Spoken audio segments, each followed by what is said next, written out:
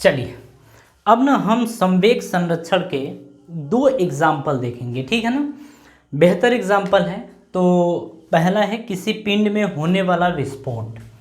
तो पहला देखिए क्या है, किसी पिंड यानी कि ऑब्जेक्ट, किसी पिंड में होने वाला विस्फोट, इसको बोलेंगे एक्सप्लोजन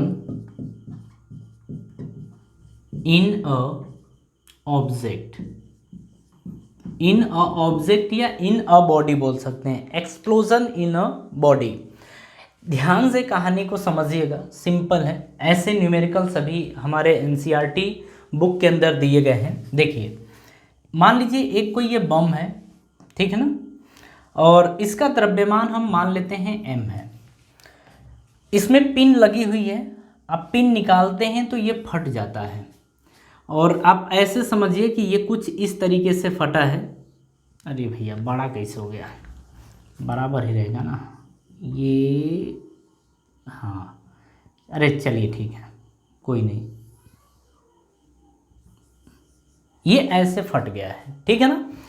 तो शुरुआत में ये रेस्ट पे था, किस में था, रेस्ट पे, यानी कि यहाँ पर जो इसकी स्पीड है वो 0 थी।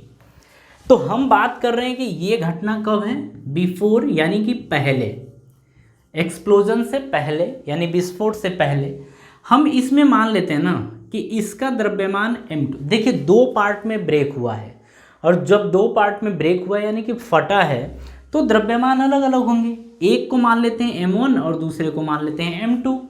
अब देखिए जब ये फटता है ना तो वहीं पे ऐसा नहीं हो जाता है, ये दूर तक जाता है। अरे बम फटता है तो दूर तक जाता है ना वो। तो एक मान लीजिए इधर की तरफ गया तो इसको स्पीड मिल गई v1, और ये जानते हैं पीछे की तरफ जाता है।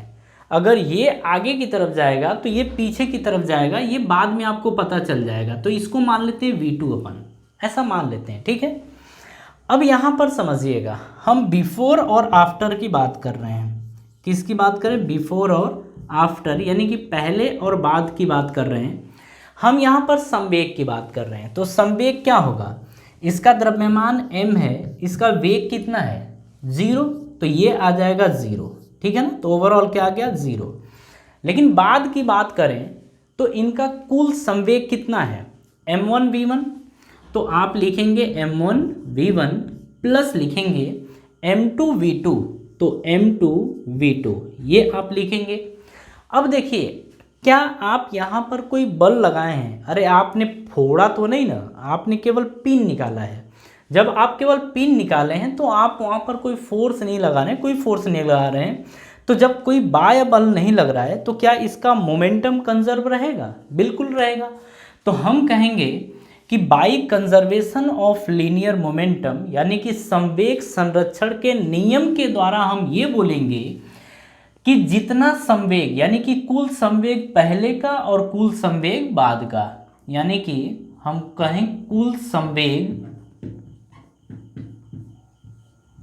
पहले का इज इक्वल्स टू कुल संवेग बाद का, ठीक है। अरे ऐसे ही समझ लो। तो पहले का कुल संवेग कितना है, आप कहेंगे 0 इज इक्वल्स टू बाद का कितना है, आप कहेंगे m1 v1 plus m2 v2, आप ये बोलेंगे। अब यहाँ पर एक काम करिए, इसको या किसी को आप उठा के इधर लेके आइए, चलिए इसी को लेके आइए। तो m1 v1 ये प्लस में इधर आएगा तो आपको पता है ये माइनस में हो जाएगा, इज इक्वल्स टू जैसा है इसको वैसे ही रहने दीजिए, m2 v2 आप ये रहने दीजिए, ठीक है ना। अब यहाँ पर समझिएगा, हम इसको इधर भेज देते हैं तो v1 बराबर क्या बचेगा, m2 v2 अपॉन में माइनस इधर जाएगा ना, तो अरे ये गुणे में इधर जाएगा तो भाग होगा, तो माइनस m1। आप इसको चाहें तो ऐसे भी लिख सकते हैं, minus m2 v2 upon m1। कहानी अब समझिएगा, ठीक है ना। यहाँ पर ये देखा गया है, यहीं से आप समझ लीजिए, यहीं से, यहाँ से नहीं, पहले यहाँ से समझिए। देखिए दोनों में क्या हुआ है, दोनों में आप देख रहे हैं कि इसका जो संवेग है और इसका संवेग है दोनों आपस में बराबर है। कहने का मतलब इसका जो संवेग है और इसका संवेग है दोनों आपस में क्या है, बराबर हैं। और माइनस आने का क्या मतलब है कि इनकी दिशा विपरीत है। कहने का मतलब कि ये एक टुकड़ा अगर इधर जाएगा तो दूसरा टुकड़ा जस्ट अपोजिट जाएगा। कहने का मतलब कि अगर एक टुकड़ा इधर जाएगा तो दूसरा इधर जाएगा। ऐसा कभी नहीं होता है कि एक टुकड़ा आपका फटने के बाद इधर जाए तो दूसरा इधर जाए, ये कभी नहीं होता है। आप समझ रहे हैं ना, ऐसा कभी नहीं होता है। फिजिक्स के हिसाब से ये दुनिया चलती है और दुनिया में ऐसा नहीं होता है कि कोई किधर भी चला जाए। अगर कोई इधर गया तो आप देखेंगे ज़रूर इस बम का एक टुकड़ा इधर भी गया होगा। हमेशा ध्यान रखना, ऐसे ही होता है। बात मेरी समझ में आ रही है ना। एक चीज़ और आप ध्यान रखना यहाँ से, क्या होता है, मान लीजिए ना कि इसका द्रव्यमान अगर ज़्यादा हुआ, थोड़ा सा समझिएगा, इसी के हिसाब से हम बात कर रहे हैं। अगर इसका द्रव्यमान ज़्यादा हुआ मतलब ये ज़्यादा हुआ ना, तो इसका वेग कम होगा, क्योंकि जो जितना भारी होगा वो उतना ही धीरे चलेगा, उतना ही धीरे जाएगा, उतना ही धीरे गिरेगा। कहानी समझ में आ रही है। तो ये चीज़ आप ध्यान रखना। यहाँ पर आप बोलना कि संवेग बराबर परंतु दिशा विपरीत होती है। तो नोट में आप ये लिख सकते हो, यहाँ से आप लिख सकते हो कि संवेग परिमाण में या परिणाम में बराबर होते हैं। यानी कि हम बात करें अगर मैग्नीट्यूड की, मैग्नीट्यूड का मतलब परिमाण, तो परिमाण क्या होता है, इक्वल। इक्वल का मतलब बराबर। अरे भैया थोड़ा हिंदी समझ लेना, मतलब थोड़ा सा। अगर डायरेक्शन की बात करें तो डायरेक्शन यानी कि दिशा क्या होती है, अपोजिट यानी कि विपरीत। ठीक है ना, दिशा कैसी होती है, विपरीत। तो ये चीज़ ध्यान रखना, इतना कॉम्प्लिकेटेड नहीं, सिंपल ही है। ठीक है ना, तो ये चीज़ समझ में आ गया। अब इसके आगे एक एग्जाम्पल और है, हम उसे भी देख लेते हैं। ठीक है, संवेग संरक्षण के नियम में अपन ये देखेंगे कि जैसे बंदूक और गोली, इन दोनों को देख लेते हैं। यानी कि बंदूक से गोली का छूटना, तो सेकंड है हमारा, बंदूक से गोली का छूटना,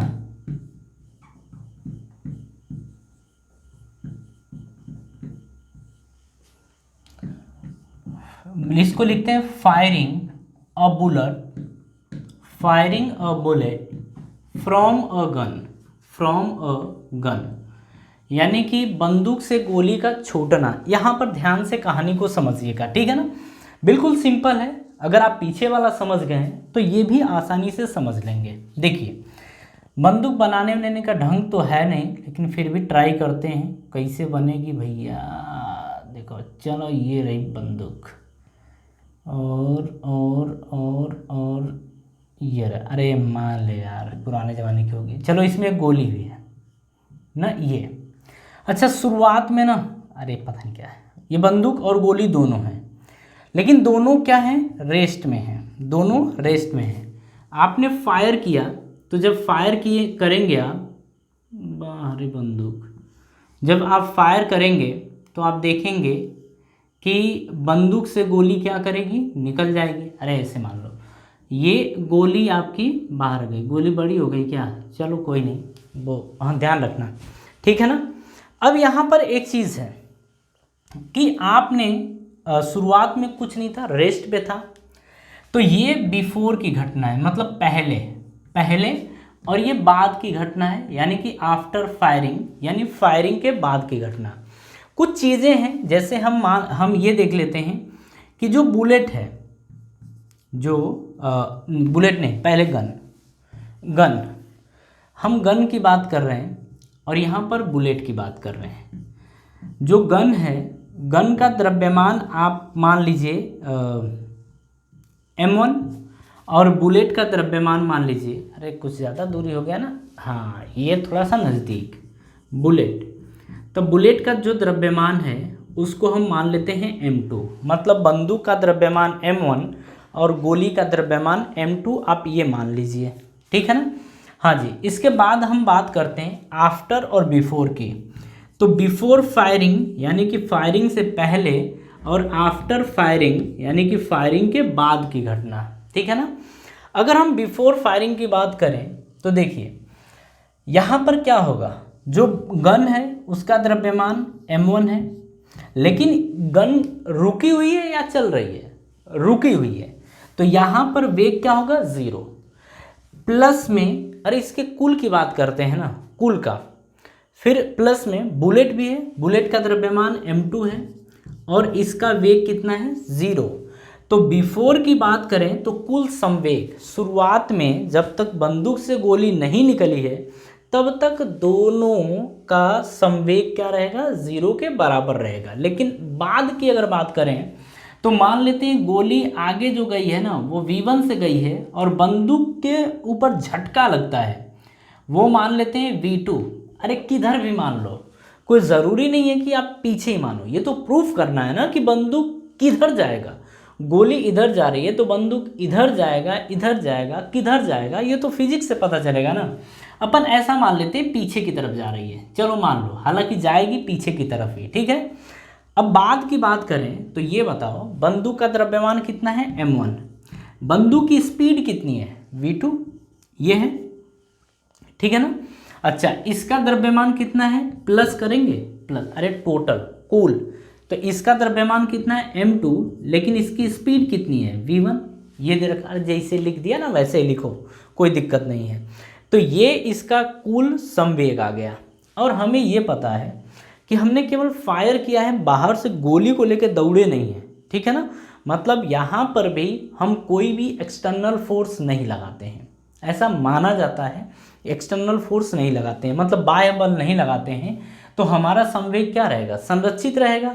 तो यानी कि हम बात करेंगे कि आफ्टर यानी कि बाद का संवेग बराबर पहले यानी कि बिफोर का संवेग, यानी कि पहले का, बाद का कुल संवेग बराबर पहले का कुल संवेग। बाद का कितना है, आप कहेंगे m1 v2 plus m2 v1 is equals to 0। Overall क्या है 0। अब यहाँ पर क्या करिए कि m1 v2 is equals to, ये प्लस में इधर जाएगा तो माइनस m2 v1, ये आपका बनेगा। यहाँ पर फिर से देखिए हुआ क्या है, हुआ ये है कि दोनों का संवेग फिर से संरक्षित रहेगा। कहने का मतलब है कि इन दोनों का संवेग, अगर संवेग की बात करें मोमेंटम की, तो इनका परिमाण यानी कि मैग्नीट्यूड की बात करें तो मैग्नीट्यूड क्या होगा, इक्वल यानी कि बराबर। तो मैग्नीट्यूड यानी कि परिमाण बराबर, इसका संवेग और इसका संवेग आपस में क्या है, दोनों बराबर यानी कि इक्वल, ये है। लेकिन अगर हम दिशा की बात करें तो दिशा आप देख रहे हैं ना, डायरेक्शन, आप एक में माइनस देख रहे हैं, क्या देख रहे हैं, यहाँ पर माइनस देख रहे हैं।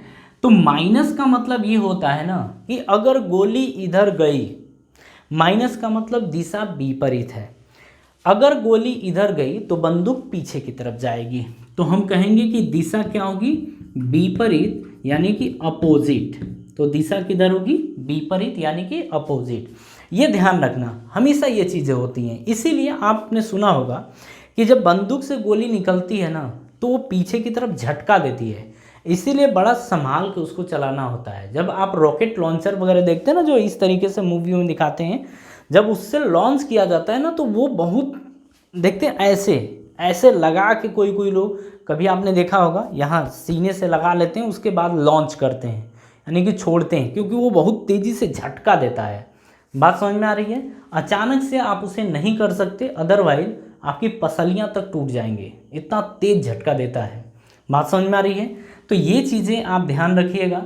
इसके आगे भी बहुत सारी कहानियाँ होती हैं, लेकिन हम अभी नहीं पढ़ सकते, हमारे सिलेबस के अंदर इतना ही दिया गया है, तो इतना ही अपन पढ़ेंगे। कुछ न्यूमेरिकल इसके ऊपर आएंगे, हम आसानी से सॉल्व कर सकते हैं। अगर इन चीज़ों को आप देखे होंगे ना तो हर चीज़ आपको आसान लगेगी। कहने का मतलब है कि फिजिक्स इतना कॉम्प्लिकेटिव नहीं होता है, केवल हमें उसे समझना होता है। अगर सारी चीज़ें आपको समझ में आ जाती हैं तो प्रॉब्लम वहीं पे ख़त्म, ठीक है। चलिए कहानी शुरू करते हैं। तो हम एग्जाम्पल नंबर 9.6 देखते हैं। 9.6 आप देखिए बोर्ड पे क्या लिखा गया है।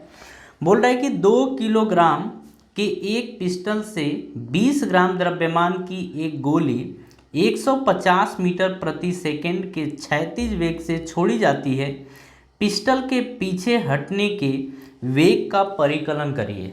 कहानी समझिए।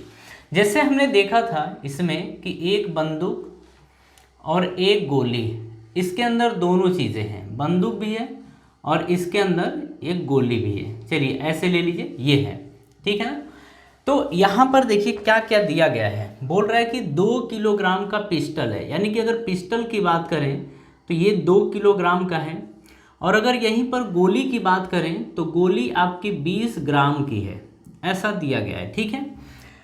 और यहाँ पर समझिए, पहले तो ये खेल था, लेकिन यहाँ से जब गोली फायर की जाती है तो यहाँ पर जो आपकी ये बंदूक दिख रही है और ये गोली दिख रही है, दोनों क्या होंगे, अलग अलग होंगे, बंदूक और गोली अलग अलग होंगे। अब यहाँ पर दिया क्या गया है कि जब बंदूक से गोली छोड़ी जाती है तो गोली 150 मीटर प्रति सेकंड की स्पीड से आगे की तरफ जाती है।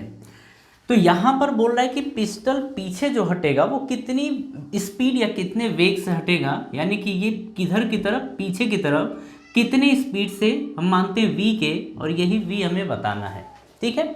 यहाँ पर समझिए, ये दोनों चीज़ें आपको दी गई हैं, मतलब इसका द्रव्यमान। यहाँ पर कहानी समझिए, हमने पीछे भी जब ये कॉन्सेप्ट हम समझ रहे थे तो वहाँ पर हम देखे थे कि अगर पिस्टल से गोली निकलती है, बुलेट निकलती है, तो वहाँ पर आप कोई एक्सटर्नल फोर्स यानी कोई बाह्य बल नहीं लगाते हैं।